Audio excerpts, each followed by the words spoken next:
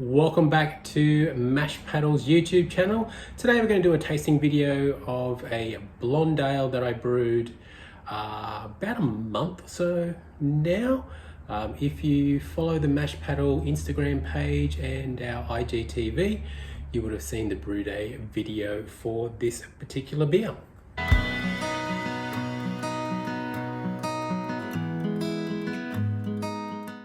So this is the blonde ale as a finished product. You can see here quite a big healthy white head there, which means I may have touched overcarbed when I bottled this one. When I bottled, I just added the sugar directly into the bottle.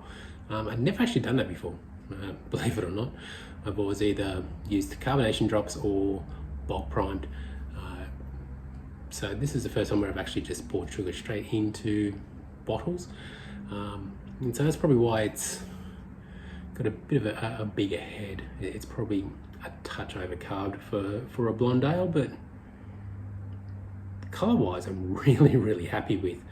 You've got that nice light straw color. Now, being a blonde ale, it doesn't have to be very clear. It can be slightly opaque, and that's what we've got here. Aroma wise, not much of an aroma to it, to be perfectly honest. So this particular one is hopped with Amarillo, and pretty much Amarillo here, I think it's the start of the boil and towards the back end of the boil, but not a great deal of hops in this particular one. I think it was less than 50. I will put the recipe in the comments so you can have a look there and see how poor my memory is. But yeah, from an aroma perspective, not a lot going on here at all.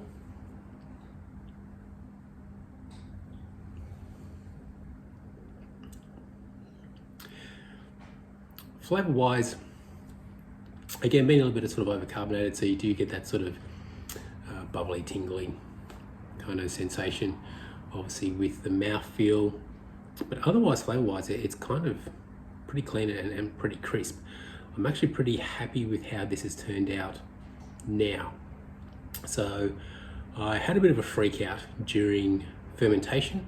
I opened up the fermenter, which I know you shouldn't do.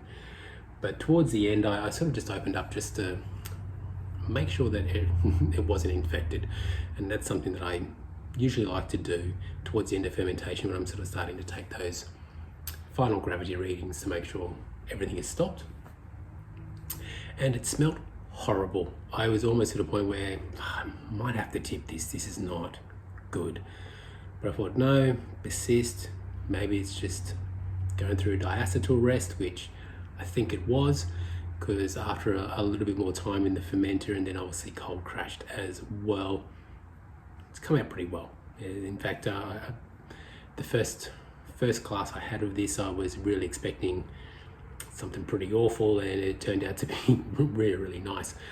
First couple of bottles were still probably just a little underdone in terms of that bottle conditioning, but now, as you can see, as I'm telling you, it is perfect, and I would say it's probably up there with one of the better beers that I've made in the last 12 months.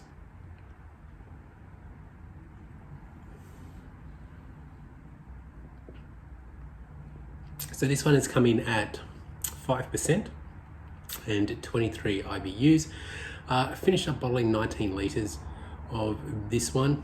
It was originally meant to be 23, but I think I took out, there's always a couple of litres that you always leave in the fermenter.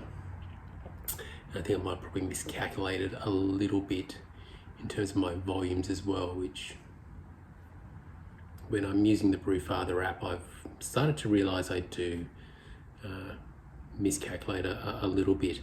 I'll go into more detail about that when I get to the Oktoberfest beer that is now live on the YouTube channel.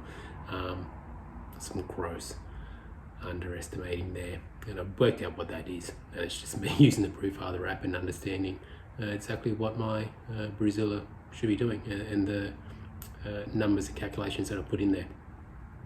But mistakes, you make them in brewing. You do that a lot. That's how you learn. But otherwise, I'm really impressed with this one. As I said, the recipe is going to be down below. By all means, give this one a crack yourself. I've got a feeling this is going to be a good beer to sip on as we approach the warmer months. I'm going to take a bit of this away with me in October.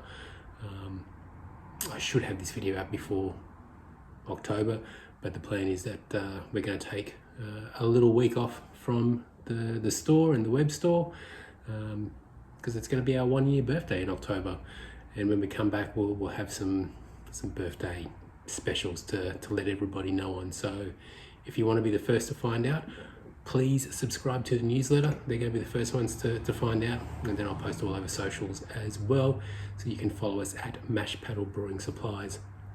On Instagram, you'll find us on Facebook as well, or just head to the website mashpaddlebrewing-supplies.com.au, especially if you want to pick up some stuff for brewing.